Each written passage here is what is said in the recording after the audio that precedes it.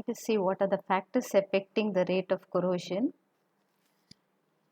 There are two important factors. Based on that, we can classify into three different categories. One is the ratio of anodic to cathodic area, and second one is the nature of corrosion product, and third one is the nature of metal. And based on corrosion medium, again there are three more factors. One is pH, then temperature, and third one is conductance of the medium. So we'll see the factors based on metal. First one is the ratio of anodic to cathodic area. If this ratio is very small, rate of corrosion is very high. If this ratio is very small, anodic to cathodic area, if this ratio is very small, rate of corrosion will be very high. When do we get this small ratio? If anode is very small, cathode is very large, ratio becomes very high. So why rate of corrosion increases? Because at anode oxidation reaction takes place, and whatever electrons liberated at anode will readily consumed by the cathode, since cathode is very large. So that increases rate of corrosion. One best example here, a broken coating of tin on iron surface enhances corrosion of iron or steel. Broken tin. Here tin acts as cathode, and iron acts as anode.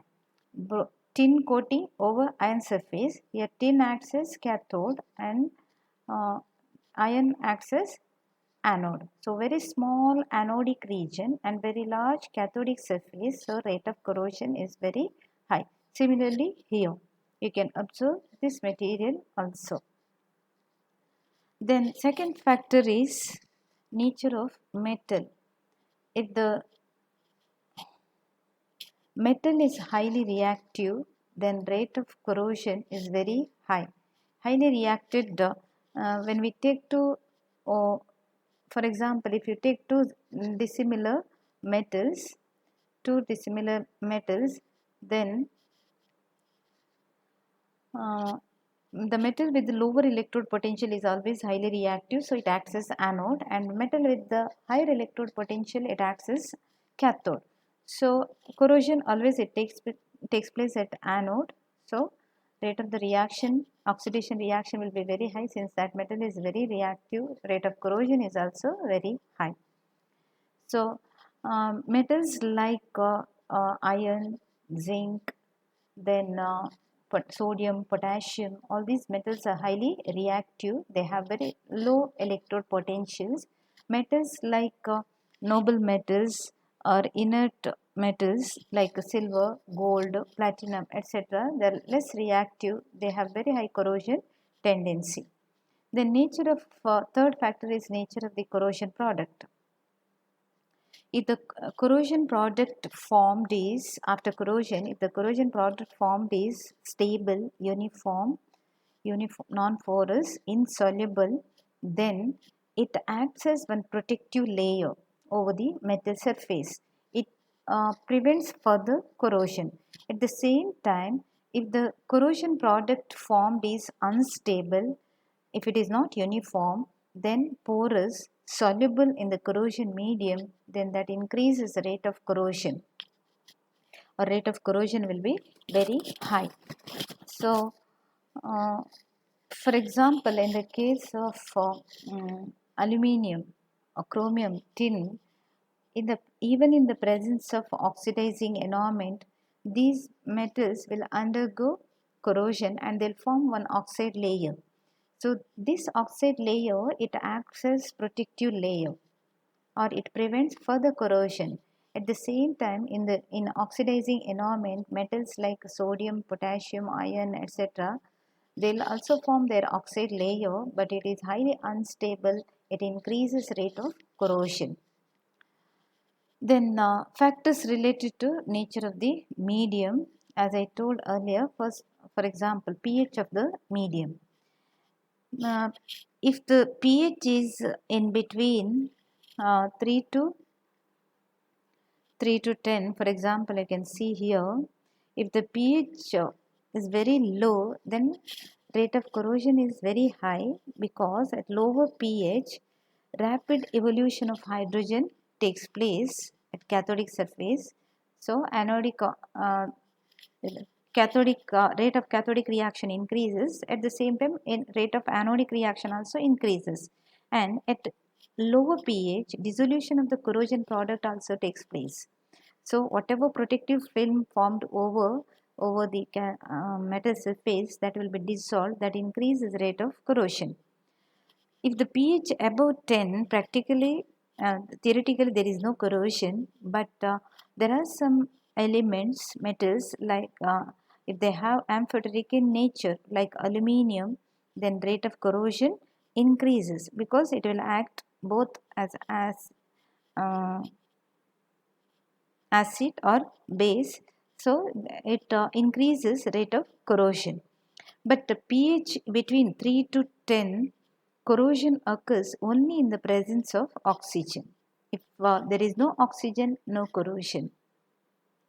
Then second factor is under corrosion medium, that is, or nature of the medium, that is conductivity. If the corrosion medium is highly conducting, then rate of corrosion increases. This is because uh, higher the conductivity of the medium, the rate migration velocity of ions also very high, or these ions will move from anodic to cathodic.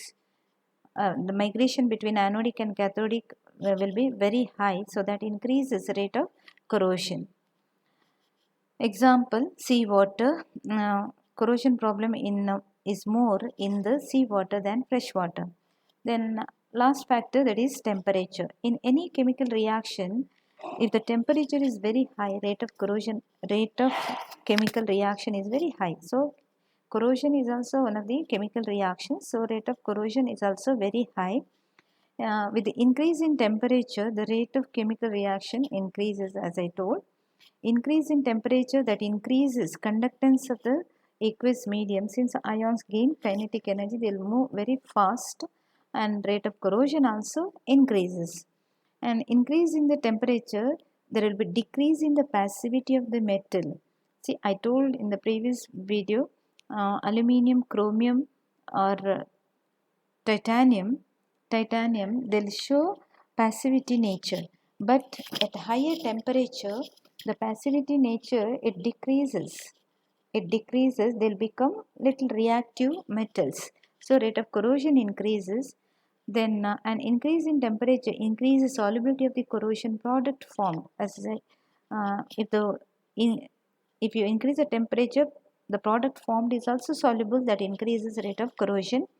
Then due to increase in temperature, there will be breakdown of protective film formed over the metal surface, so that increases rate of corrosion.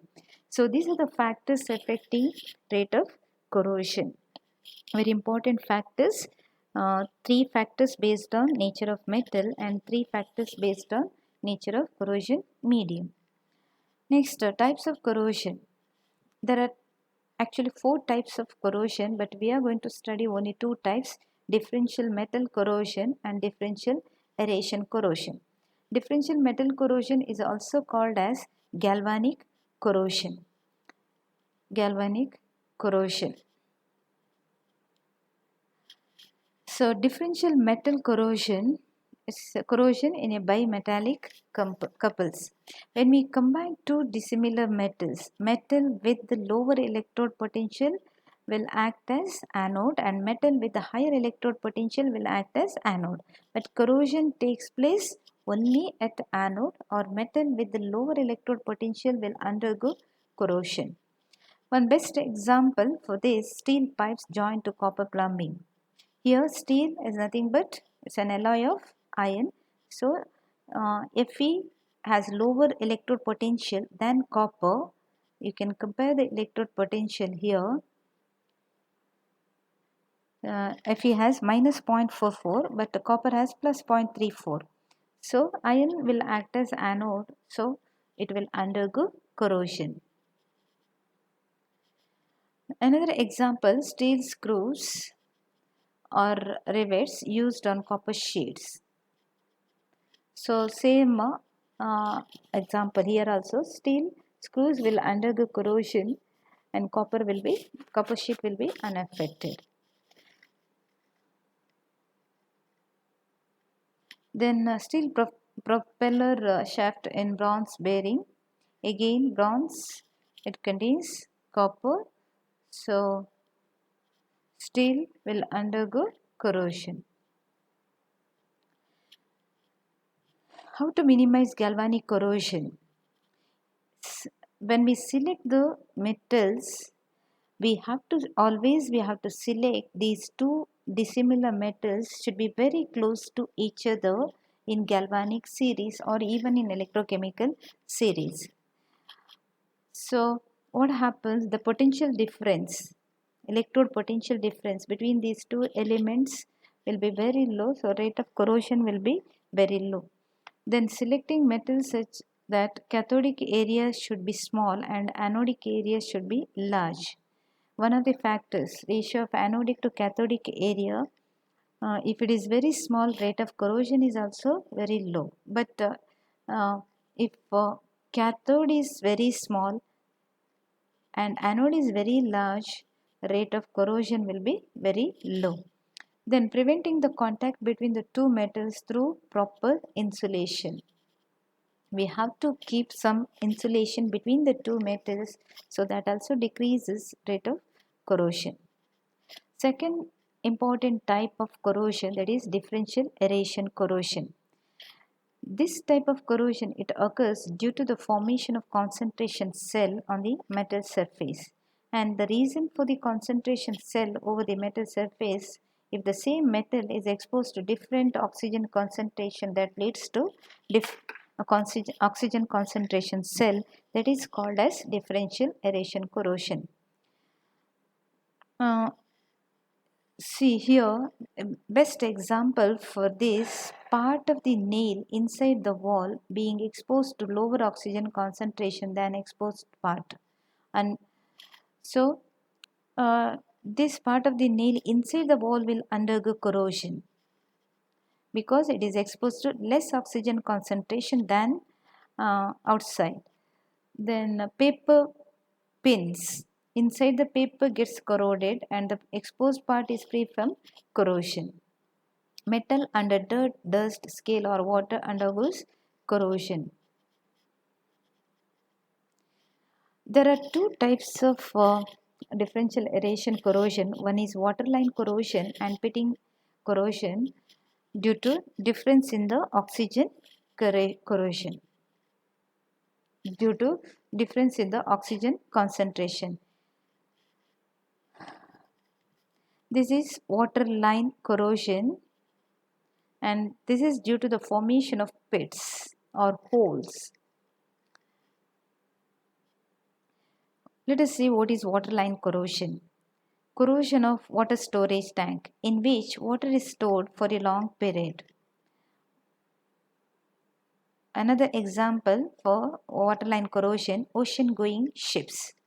So in both the cases, we can observe one brown line above the water level.